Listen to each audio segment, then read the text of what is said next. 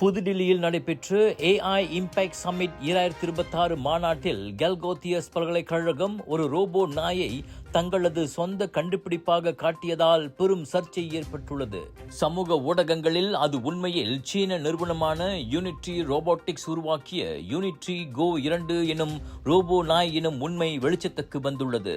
பின்பு பல்கலைக்கழகம், நாங்கள் ரோபோவை உருவாக்கவில்லை, எமது மாணவர்கள் எதிர்காலத்தில் இது போன்ற தொழில்நுட்பங்களை உருவாக்கும் திறனை வளர்த்துக் கொள்வார்கள் என தெரிவித்தது. இருப்பினும் சமூக ஊடகங்களில் எழுந்த பல்வேறு எதிர்ப்புகளால் அப்பல்கலைக்கழகம் அம்மாநாட்டு முகப்பிலிருந்து வெளியேற நேர்ந்தது.